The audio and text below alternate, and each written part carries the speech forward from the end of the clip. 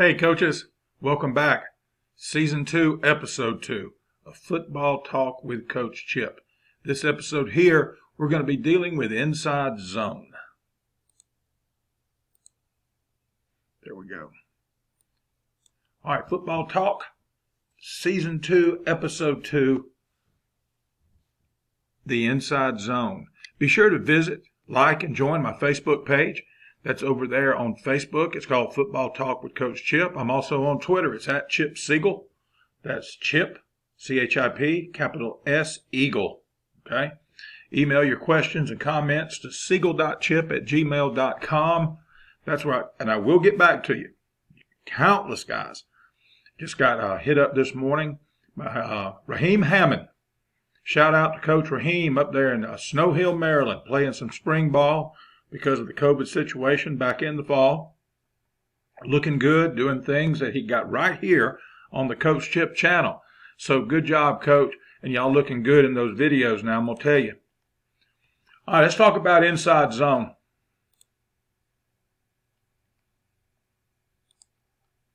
If I can get this to move for me. There we go. All right. Now, let's first talk about the rules, how I like to do it. Now, understand, I said this is my inside zone. Okay, now if you're one of these guys that you're hardcore into the zone, you know, the Coach Gibbs from the NFL and all those guys from back in the 80s and 90s when the zone was really taking off, and they've got all these rules and these ifs, what ifs, and all this kind of stuff. This is not for you. But if you're looking for a simple way to do it, and I've got a short video from last season that dealt with it. I want to dive more into it. I was talking to a guy the other day, to a coach asking me, he said on install, what would you do? I said, well, first thing I'd do, whether it's going to be a zone team or not, if I'm going to throw the ball at all, I'm going to put in my version of the inside zone because it's the same responsibilities. Who you're responsible for on inside zones, who you're responsible for on pass blocking. And I'll show you what I mean by that. And it's just real simple. It's ideal for youth league teams. Okay, if you got the kind of kids that can block it. Now, we just got through talking last week, previous episode, Season 2, Episode 1, about severe angle for teams that's got those small linemen and want to use angles and all this. And if you got a big line and you can move some people and get in people's way, wall some people off with your body, this is a good system. This is a good way of doing it, but it's good for the rec league teams, youth teams. It's good for your junior high teams. It's good for your small high school teams, varsity. What I mean by that is, you know, teams that got like 30, 40 kids. You got a lot of kids that go both ways. And even if all your linemen don't go both ways, you still got to have half practice of defense, half practice of offense. And so you're not getting the reps that a school with 1,000 kids or 1,500 kids or 2,000 kids. I know we got guys from all over the place that coach in states that have really big schools, like, you know, down in Florida. Some of the schools I've coached at in recent years, they don't even exist, you know, in places like Florida and other places where they got these mega schools with 2,000 and 3,000 kids. And you can rep it up and you can afford to get into it. And you've got coaches that are not teaching class all day, okay? And so this is a really good, not very expensive install. And it carries over for, you got your run game, you got your drop back passing game, and you got your quick game, all using the same rules. All right, first off, play side tackle. You're going to drive in man on the line of scrimmage. Period. End discussion. Now, against a 4 in an odd front, you'll combo him with your play side guard. Okay? Play side guard, combo first DL to play side linebacker. So if you got an A-gap defender, you and the center are going to combo him. Okay? If you got a 2, you're going to drive him. If you got a 3, you're going to drive him. If you're uncovered and you got a 4, head up your tackle, or a 4-eye, you two are going to combo. Either way, you're comboing the first D lineman to place on the play side. And of course, I'll talk to you about Pass Pro. And I think it's episode 27. You go back and look how it complements Pass Pro. All right, center, you're going to combo A-gap DL to linebacker. So what's A-gap DL? Well, the D lineman lined up in the A-gap. If they got two of them in a short yardage situation, you got two A-gap defenders, then you need to be calling, gap, gap, gap, or base, base, base, on, do a wedge or whatever. But you're going to combo the center, the nose, if he's in a zero, with the backside guard. If he's in A strong, if he's shaded A strong, you're going to combo him with if he's in a shade to play side, you're going to combo him with the play side guard. If he's in a shade or the A gap backside, you're going to combo him with the backside guard. Backside guard, drive first DL on your side. Okay. If you don't have one, this is the exception. You don't go get the 4. Okay. You're going to combo the 0. Because if you don't have one, there's better be a 0 or y'all fixing to run for days. All right. If you got a 2, you're driving. If you got a 3, you're driving. So it's a little bit different. Instead of the tackle coming down and trying to scoop up or dig out that 3, we're going to go ahead and drive it. And I'll show you some diagrams in just a moment. All right, then your backside tackle, you're going to drive in man line scrimmage. We can make a call and do it more traditional and let him go and try to cut off the backside inside linebacker. But I'm going to show you how you don't have to do that if you got the kind of quarterback that can throw a slant, little glance route. And you go back to episodes 36, 37, 37 and a half and look at the RPO game. All right, so those are your blocking rules, okay? All right, now, this is it versus a 4-2. All right, now I've left the rules over here so you can see. Now, look, Will, I'm sitting here with my laser pointer pointing like you can see the kind of thing. All right, you got Will right here, and that's who we're going to read. It's the way I like to do it, but you don't have to, and I'll show you that in a moment. All right, so you're going to drive first man right here. Play side linebacker, play side tackle. You're going to drive first man. In man line scrimmage. That's your guy. That's your guy. Okay? Especially against this even front. All right, play side guard, you're going to drive first man your side of the ball. All right, here you got the A-gap defender. And remember, if you follow me and been watching my videos, I don't care if he's in a 1 or a shade or if he's in a 2-eye. He's an A-gap defender.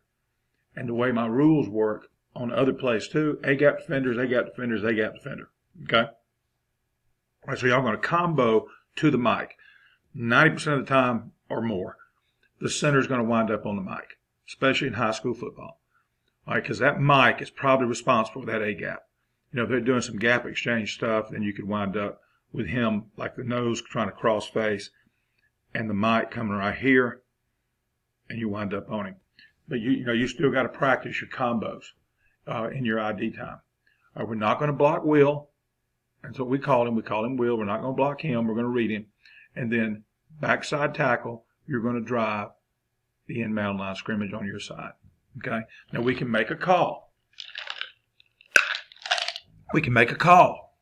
And that call will take the tackle to the backside linebacker. And the end will be read then by the quarterback, and you got your run-run option. All right. Now, here's what I want you to look at. The running back. What we teach is press, play side heel of the center. Some people get out here on the guard. We really like it right here. And see, and this is why we don't against a 3-4 or even a 4-4 kind of front. There's an outside backer out here. Outside backer out here. We don't have to worry about him falling in and making the play unless we've gained a few yards because we're hitting it so tight. Now, it can bounce out here, especially against an under front or against an odd front. Or if you got a 3-tech that's slanting cross face and it winds up bouncing right here. It could bounce out there. Okay, but the aiming point is play side heel of the center. And that's a constant. That's a constant, okay? All right, you only have 5 to block 6. Remember that. If they're in a 4-2 or a 3-3, they've got 6 in the box. You've got 5. Now, I'm going to show you a little bit. We can bring the H in and help you out. When you definitely want to run it, you don't want to read it and all that. But if you're in 2x2 and they're in a 6-man box, you've got to read one of them. Okay? You just have to. Or you just got a really good quarterback that's going to make them get somebody out of the box. Or play super soft and wide, like some teams you see. But you're not going to see that much, in high school ball. So you're going to have to read one of them. I like reading the backside inside linebacker or the backside in man and line scrimmage. And those are the only two we read. And it depends. It depends on, what kind of quarterback we got. We got an athletic quarterback back here. We'll just go ahead and make this our base. And the call will be for him to get the end, a lock call. All right, now what we do is the lock's always on. That's our default. What I like to do. And so if we change it game to game, week to week, we'll make a call and he goes up in here. And then the quarterback reads that end. If you got a squeezing end, and we don't see many squeezers at our level, okay? So, but you got a well-coached D end, and he's going to squeeze if your backside tackle climbs to will. Then when he squeezes, you have your quarterback keep it. You got a pretty good play if you got an athletic quarterback.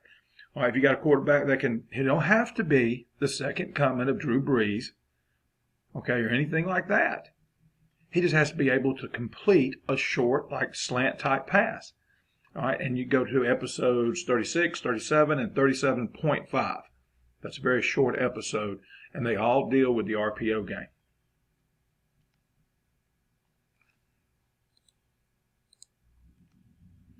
All right, there we go. All right, now, there you go. Check out episodes 36, 37, 37.5 for RPOs. We talk about that. All right, so here you see we're reading the end. Okay? And if the end squeezes, quarterback keeps. The end stays out here, he gives. And we're blocking everybody inside right here. And if the end runs up the field right like this, then we don't need to block him. And that thing could bend all the way back to here, and he's run his happy butt up the field. And we got a body on a body, and we're comboing the nose, still driving in man line scrimmage, still driving, first D lineman on his side of the ball, comboing the A-gap defender, working the mic, and then we're going to climb, make a call, whatever you want to do. Okay? Remember, like I tell you, it's like cooking and salt, season to taste. And climb right here, and you got a football play. And it's, like I said, you can really install it in one day. Now, you need to practice it every day to get good at it. But the kids can know what to do day one. Have a short meeting, pre-practice. You can do it in the off season. Then you go out there and go through it. And this is great because you can walk through this during the off season, depending on your state's rules. But you read the backside M-loss, in-man line scrimmage, for the RRO, the run-run option, or you read the backside inside linebacker to get your RPO. Okay, and you'll lock on to the backside in-man. And you read this guy, and you got the slant-looking thing behind it right here. I say slant-looking thing because some people call it slant, some don't.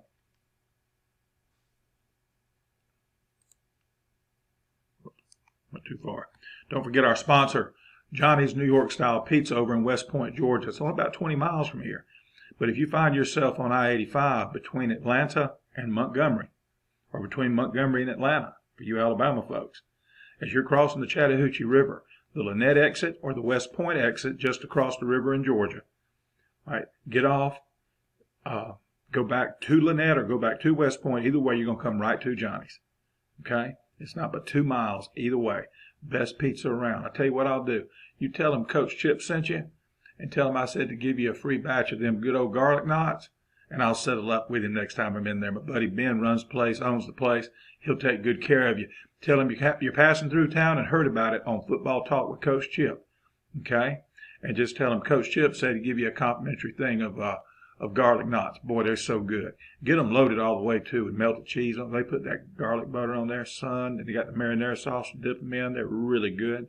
And they got this spicy ranch, this jalapeno ranch. Put them on top of your head, your tongue will slap your brain trying to get to them. Okay? All right. So look at it versus the underfront. All right, that's just, and really and truly, you're 2x2, underfront, schmunderfront.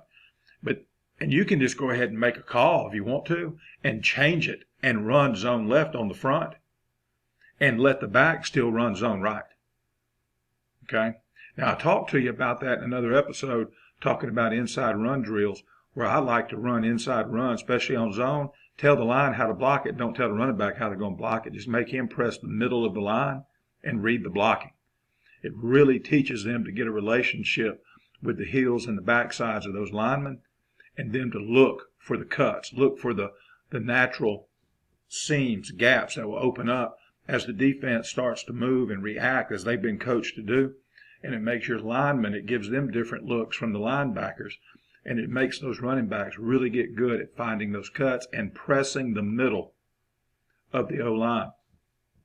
But what I do is right now, because remember the rule is play side, okay, drive in man line of scrimmage, first man your side of the ball guard, and that's the shade. His rule is combo A-gap defender. There's your A-gap defender. He's his first man, and he's his A-gap defender. And this is with practice. They know they're going to be comboing, and they're still working to Mike, who you identify pre-snap. Okay? And then you read your will. I don't like reading the will as much, okay, on the underfront, but it can be done because he's a little bit closer in. All right? But see that thing, if you get a good drive right here and that guard comes off right here, that thing bang out here on the play side, you got a good football play, especially if he hangs a little bit right here. You say, now, Coach, he's the Mike. Well, he is the Mike probably to the defense because he's the A-gap linebacker, but not for our intents and purposes, or as folks like to say, intensive purposes. Okay, he's not to us. The Mike is the play side linebacker, okay? And then, of course, you got drive first man over here, drive first man right here, and then drive in man line scrimmage right here. Again, we've got 5 to get 6. We got to read somebody. But again, what you can do, you can just flip that thing on the front and with the lineman, and it's not going to affect your back at all. All right, another sponsor we have here is Tammy Pierce Real Estate. Okay, right here in Pine Mountain, Georgia, right in my home. 706-325-3940. If you're interested in settling in West Georgia, she's the lady to call. Hashtag call the lady. Okay, she'll set you up. And right now things are booming. As I talk to you, it is March of 2021, and the real estate market is booming right now. So if you're looking to relocate to the West Georgia area, give her a call right there, 706-325-3940. And she's a pretty lady too. All right, now inside ISO zone versus a 4-2 under with a maverick call. And I love doing this to the underfront. You bring your H in, and you can put him in here in a wing spot. You can put him in a sniffer in what I call a bear or a bull. Bears B-gap right, bulls B-gap left. And you can shuffle motion him, pre-snap it, shuffle motion him over there, and him lead on the wheel, the guy you would normally read. Now notice he's not blue, because when you do that, you don't have to read him. You could read him. If he comes barreling up in there to take on that H, you can still disconnect and throw that backside slant right over here. Okay? But if you're wanting to run the football, and of course you need to have a signal, guys. You got to have a signal telling them, hey, run the ball, read it, or you can say throw it because it's there. All right, but you got to have a signal, especially late in the game, or it's 3rd and a yard, 3rd and a foot. If you don't have a signal, tell the quarterback, and because it's 3rd and a foot, those linebackers are going to be aggressive. They're coming. Quarterback's going to get the keep and throw read key. He's going to disconnect. Let's say he throws a perfect ball, hits the guy right in the hands on 3rd and 1, and he drops it. Or somebody gets lucky and tips it. And now you're punting. So you got to have a signal or a call that you tell the quarterback in certain situations, give it no matter what, especially when you're going to do this. And I call it my maverick call, if you've been watched season 1, is telling RH, some people call him an F, that you line up wherever you want to, like a wild horse, and you move where you need to be when the ball is snapped. You just move wherever the heck you want to move. And so we'll tell him line up over here, and it's a week-to-week thing. If we want to guarantee a look, we'll put him in a place and then shuffle him over to be where he needs to be on the snap. And look, it's just a lead. You got a double team right here on the A-gap. You got an angle made in heaven, and y'all know how I am about angles. Angle made in heaven, just drive and turn out, drive and turn out, drive and turn out, double to the mic here, lead on the wheel here, and you got a football play. Just bang that joker in there. So this is all the same blocking. Okay, it's all the same blocking. So now you got the inside zone, okay, 2x2. You got the RPO off of it and the RRO off of it. And now you got an ISO off of it, and you haven't frigged around with your lines blocking. Okay, it's like I told the guys before. They said, Coach, can we do this? I said, we do anything you want to in the backfield because those jokers are going to figure it out because they got a chance to touch football. As long as you don't mess around with them O-linemen and they get to keep doing what they like to do is block and put hands on people and run them, then you're fine. All right, now here's split zone. Okay, same blocking. Look, this is against a regular front. Okay, regular even front. We still got the wheel back here. Now I got him blue. He shouldn't be blue. Well, yeah, he could be. Yeah, he could be because we can still read his tail. But on this right here, you may get a man downfield depending on your referee crew, depending on your refs. All right, but you're going to get a kick right here. Okay, you can put him in a sniffer. You can put him over here in a wing. Depending on him, can he get there? Boom, boom, boom. He's going to kick right here, and you run it exactly the same. Again, look what I've done. Nothing. Just added an H to the box. And you say, well, they're going to bring a linebacker in. Again, they bring him in. He'll be out here like in a 9 or a 90, a 9 technique and off. He's not going to make that play. So you haven't brought anybody into the box per se. Now, he's out here on the edge of the box, and he may make the tackle over here, but he's not going to make the tackle in here. Where it matters, we're going to get 4 or 5 yards. The running back's worth his salt. So you get a drive, his rule is consistent. Drive, his rule is consistent. First man, in man. Combo the nose, the A-gap defender. Work the mic, okay? And you got a hat on a hat. Just by bringing H into the party, you got a hat on a hat, you got 6 on 6. And nothing's changed for your running back. He's still banging play side heel of the center. It's a good football play. It's a good concept, it's a good scheme. And he can bang it, it can bend out. It can bend back. Everything can go straight ahead. Of course, that's up to the back and what the defense does, and that's a lot of inside run. You've got to do mega periods of inside run. I don't care if you want to throw the ball 30 times a game, you're going to have to run the ball at some point. And if your zone scheme, you need to be doing at least 5 minutes a day once you get rolling. And once they learn it, minimum 5 minutes a day on Monday, Tuesday, Wednesday of inside run, in my opinion. Remember, it's my YouTube channel. Everything is my opinion. You can disagree with me, that's fine. Get your own channel. All right, now here is a ISO zone versus 4-2. Similar thing. This is against regular front, just an over front, I guess what you'd call it. Shuffle, shuffle, shuffle, like typewriter motion. Okay. Now, some people may put him in here or may leave him here if he's really good and get over here and do it. I don't think you can. But what you do is it's like a counter action.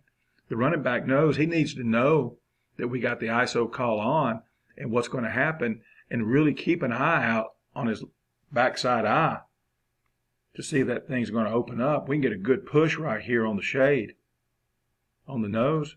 That thing, he'll bend it back pretty quick. And remember, the thing we stress to those running backs is they want to be slow to the hole and quick through it. Slow to the line, quick through the hole. And they want to really press those heels. Press those heels. But on this one right here, he may be able to make his cut a little bit quicker. Okay. And it gives it almost a counter look. And I'll show you that in a moment too. All right. Now this is, some people call it an X block. I call it gut. I'm an old wing T guy. When you wrap that backside guard, and what you're doing, you're eliminating your double and your combo. And it's great against an even front because you get great angles. Look, go back. Your rules stay the same. Rules are the same. Drive in man line scrimmage. Drive first lineman on your side. Okay? All right. Center's rule, A-gap defender. There he is, A-gap DL. Okay? There he is. Got a great angle. Drive back. It's almost like a back block for him. Okay? His rule over here, the tackle, I'll come back to the backside guard. Backside tackle, drive in man line scrimmage. Okay? And we're reading the wheel. And we're going to wrap. There's no combo. He's going to, I like to skip pull. Some folks call it square pull around that back block by the center. And you lead on the mic right here. Now, Baylor did this a lot when Bryles was out there. And I just thought it was power. Then I got to visiting with some people and found out it's just a little call off a zone scheme.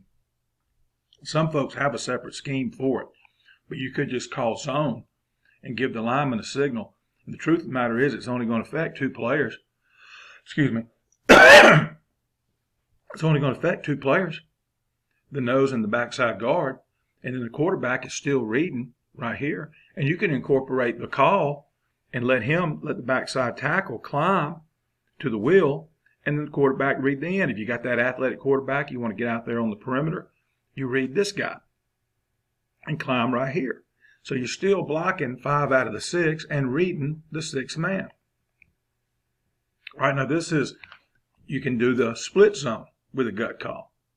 All right, you make your call, your tackle's going to climb on the backside. And H, if he's really good, he can come all the way from here. It's almost like a counter action. Boom, he's kicking there as your split zone. Or you can put him in here in B gap in the traditional sniffer, and then come right here. Or you can go 2 by 2, let him cross space immediately and go right there. And you're still just running zone. It doesn't change. You just toy with some things in practice, see what you can do, and you're not messing with your lineman. Again, this is just a gut or an X call. Okay, the rules hold up. They don't change. So there's no combo or double when you make that X or that gut call, whatever you want to call it. All right, now versus 3-3. I drop all my runs, see how they hold up, versus 3-3 stack and versus the 4-2. That's the majority of what you're going to see. Okay, and if you can block a 3-3, you can block a 3-4. So we can go into that. If you have any questions on it, hit me up, siegel.chip@gmail.com. seagle.chip@gmail.com, and we'll talk about a 3-4. But I'm telling you, you ought to gash a 3-4, because now you got 5 to get 5. And if you're reading one of them, now you got 5 to get 4, you see, and you got a double team, usually on the nose. So if they're in a 3-4, you ought to be gashing them, or your line's just, you ought not be running zone. You need to go back to season 2, episode 1, look at severe angle, tighten up those splits, and use those God-given angles. But anyway, look here. Now, rules hold up. This is where it changes a little bit. You got your play side guard and tackle. They know against a 4 technique or a 4-eye, an odd front, that these two, right here, the G and the T, have got these two. And this is where you're doing your ID time. If you're going to be a zone scheme team, you've got to work on this. And I only work on it versus stacks. Because if you can do it versus stack, then the guard and center can do it versus a shade. I'm telling you. They'll get enough reps in inside run. But in your ID time, work versus stacks. Let your G's and T's work against them outside stacks, those edge stacks like you're seeing here. Okay? And then let your guards and your centers work on their nose and their mic stacks. And you're getting your stack, you're getting your combo work. Okay, that's all there is to it. But the right guard and right tackle are responsible for the end and the Sam on their side. I call him a Sam. All right, the center and the left guard are responsible for the nose and the mic, lined up in the middle of the field. So there you go. And so they're going to, those 4 are going to combo with those 4. And you're going to get a, rule hadn't changed. He's driving in man, and you can make the call. You want to read him. And he's going to come right here then in that case and get him. But I love doing this right here and reading that wheel. And if he's going to chase, like, I'm going to tell you, if he's going to chase right here, commit to the run, you got a throwing lane from heaven right there. Okay? And so you can see now this is, and you work this. This is preseason work. Whether if you got any, if you don't even have a 3-3 stack team on your schedule, you still ought to work against this in your ID time, the stacks, because it teaches you your combos. And all you got to do is stand behind your line and tell your linebackers that are behind your linemen, tell them to go left or go right, on this one. And then the linemen have to pick him up. And you got to rep it or you wind up a tentative lineman. And you got people standing around looking. You got to rep it. If you're going to run zone, you need to rep this every day in ID time. Every day before you go into your inside run time, you need Monday, Tuesday, Wednesday, your linemen need to be repping. If you're one of those teams like we used to do, we go like 70-30 on Monday, 70-30 on Tuesday, and then 50-50 on Wednesday. If your defensive emphasis day is Tuesday and you got 30% of offense, 30% of the schedule is yours, okay? 5 minutes of that needs to be working combos. It's just my opinion. If you're a zone team, because that's the most important thing you do. Because you may be playing a 4-2 team, and they come out and 3-3 stack your butt. Because it's real easy to go 4-2, 3-3 stack. It is easy. And if they know your zone and they want to cause some confusion on your line, it's not a bad idea. We had teams do it to us. Every year, somebody's going to come out, and if they know, if they can see on film, we're zoning, because they know that those stacks can give combos fits if they hadn't been practicing them. So even if you're playing a 4-2 team on Friday night, on Monday, Tuesday, and Wednesday, each day at least 5 minutes of those linemen working their combos versus stacks, and then they'll be ready for it. I tell you, there's no more helpless feeling in the world as a coach when you go out there and they give you a look that you're not prepared for, and ain't a thing you can do about it. Because even if you don't have linemen going both ways, that's a hard fix on the sideline. Because you have just pissed away 15 minutes during the week that you could have been working on this. And even if they don't give you a stack, it helps your combos with your guards and your center against the shades, against the A-gap defender. Okay? All right, inside split zone versus 3-3. Now you make your call, backside tackle, you're going to climb right here and get that wheel. You can still read him, depending on the referee crew you got that week. You can still read him and throw your little RPO behind it, but you're going to come right here and you're going to kick him. Right here, you're going to kick him. Comboing right here to the mic, nose to mic with the backside guard and the center. Comboing the 4-tech or the 4-eye with the play side guard and tackle to the Sam stack. Right there. And you got the H right here coming hard. It's almost like the GH or the GF counter people like to run. Okay, similar. All right, you want to do ISO versus 3-3. Doesn't change anything. Look what I'm doing the same thing. All I did was copy and paste the previous one and change the defense. Look, they're still blocking like they block a 3-3. Again, we're not friggin' with the linemen. They're play side guard and tackle, still comboing the 4-4-eye to the Sam. Okay, the center and the backside guard still comboing the nose to the mic. Okay, he's still locked on right here just like he's been doing. But instead of reading his butt right here on the backside, we shuffle, or we put him here, and if he's good enough, let him come rapping here, boom, bam, right there. And look, I've even got it drawn up where that thing's banging A-gap. It's going to bang A-gap, in my opinion, unless they got a good nose and he slants into that A-gap and clogs it up, and it may bounce over here to the right A-gap. But I just got it drawn up this way. All right, you can, again, don't tell him where to go. You may want to tell him, it looks like it's going to open here. Some coaches don't like to tell their backs that, because then they go ahead and make up their mind what they're going to do. All right, inside ISO zone, 3-3 with a sniffer. Just put him right here. Didn't give it away with a pre-snap motion, and just let him wrap his tail right here like he does on the counter, and you're blocking it the same up front. And it looks like a counter. Okay, and this one here, I would say you're probably going to bend it, and you may want to have a thing where you tell the running back, this may be a good bender. And it looks just like a counter. I'd even cheat the back out a little bit to make it look like he's crossing face and coming hard right here. Because look, you've been running split zone. So when they see him go in this direction here, but they see the line all blocking zone, what are the linebackers thinking? It's zone right here. It's zone right here. Okay, and again, you haven't changed anything for your linemen. Still doing the combo over here with the 4-4-eye to the Sam. Still doing the combo in the middle with the nose and the mic. And still locked on backside on the DN. But the back nose, now we're going to cross face right here. Stick that, let that H clear. It's like you would on counter. Stick the cleat in the ground and bend that joker back right here. So the band get a little bit of time playing the fight song. All right. Well, that's it. Season 2, Episode 2. Football Talk with Coach Chip is in the books. Don't forget our sponsors, Johnny's New York Style Pizza in West Point and Tammy Pierce Real Estate in Pine Mountain. All right. You can find me on Twitter @ChipSiegel. And be sure to visit, like, and join my Facebook group page, Football Talk with Coach Chip. Trying to build that thing up. Now, we got several people that are liking it or members of it, and I got 2 or 3 there. And I encourage you, if you got your own stuff that you want to share, go ahead.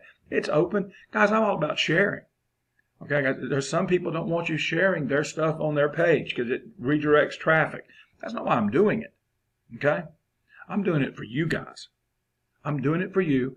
So if you got a page and you want to share stuff on the Coach Chip, on the Football Talk with Coach Chip page, by all means, go ahead. I'm talking about building up the community of coaches, about building up the game of football. Okay? Remember, email any questions or comments you have to siegel.chip@gmail.com. Siegel.chip@gmail.com. Now, it's been great to be with you again, and I'll see you next time.